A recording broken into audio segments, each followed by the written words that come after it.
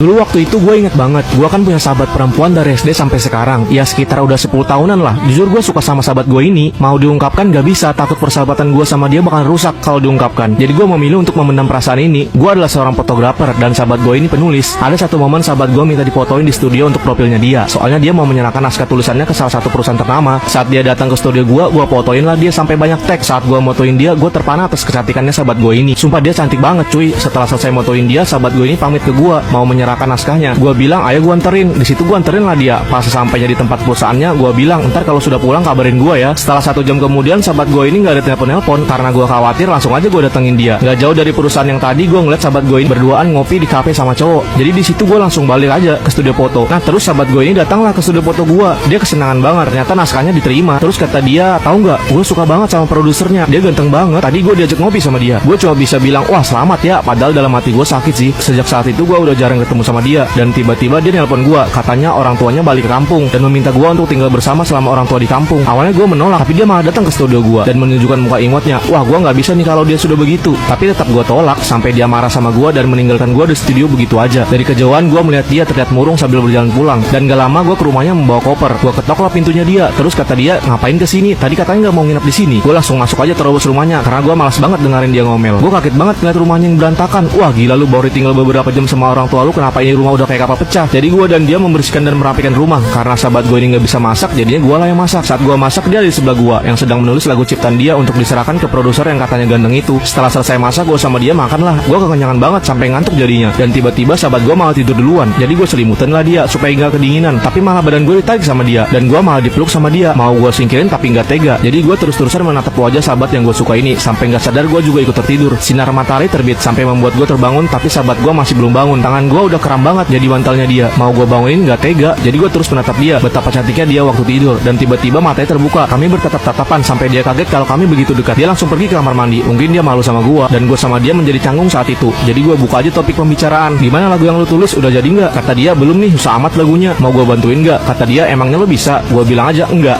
Gue malah ditimpuk pakai buku sama dia. Gue ajaklah dia ke studio gue. Nah di sana ada teman gue. Dia kaget banget gue datang sama sahabat gue karena baru aja gue kemarin curhat sama teman gue kalau sahabat gue ini suka sama produsernya. Dan teman gue ini nyaranin buat gue ungkapin perasaan gue ke dia. Tapi gue nggak bisa ngungkapin. Dan kata teman gue, ingat penyesalan ada di terakhiran. Karena hari udah mulai malam, jadi gue sama sahabat gue memutuskan untuk pulang. Nah jadi gue mandi duluan saat itu. Tiba-tiba teman gue ini nelpon HP gue dan diangkat sama sahabat gue. Kata teman gue, kirim dong foto yang tadi di studio. Terus kata sahabat gue, Ardaunya lagi mandi. Nah teman gue ini nyuruh sahabat gue untuk membuka laptop gue. Tolong buka folder 2023. Di situ ada foto, kirim ke gue ya. Nah laptop gue dibukalah sama sahabat gue ini dan dikirimnya foto yang diminta teman gue. Tapi sahabat gue menemukan folder 2013 sampai 2023 yang berisikan fotonya sahabat gue ini. Dari situ mungkin sahabat gue tahu kalau gue menyukai dia. Setelah gue selesai mandi, gue melihat dia yang mengotak-atik laptop gue dan gue hampiri. Ngapain kata gue? Ini tadi teman lo minta dikirim fotonya yang di folder 2023, tapi udah gue kirim. Terus kata gue, harusnya lo tungguin gue aja. Dan sahabat gue ini terus-terusan memperhatikan gue. Gue jadi nanya, kalau ada yang mau ditanyakan, tanyakan aja ke gue. Terus kata sahabat gue, enggak apa-apa, enggak ada. Jadi besoknya orang tua sahabat gue udah datang dan gue langsung aja pergi, takutnya dilihat lagi sama orang tuanya. Dari situ hubungan kami mulai agak menjauh, mungkin karena urusan kami yang begitu sibuk. Hingga pada akhirnya gue ditawarin keluar kota untuk sebuah project. Jadi sebelum gue pergi, gue pamitan sama sahabat gue. Dia terlihat tidak sedih sama sekali saat gue pergi. Karena di hari itu hujan, gue kembali lagi datangi dia untuk meminta payung. Tapi yang gue lihat sahabat gue ini menundukkan kepalanya sambil menangis. Ternyata dia sedih gue tinggalin dan gue memutuskan untuk tidak jadi pergi keluar kota. Dan akhirnya gue balik ke dia yang sedang menangis. Gue memeluknya dan menanyakan, lo nggak apa-apa? Gue ada di sini. Gue nggak jadi pergi. Dan sejak saat itu gue berpacaran sama sahabat gue ini. Cerita ini terinspirasi dari, ayo kalau ada yang tahu komen.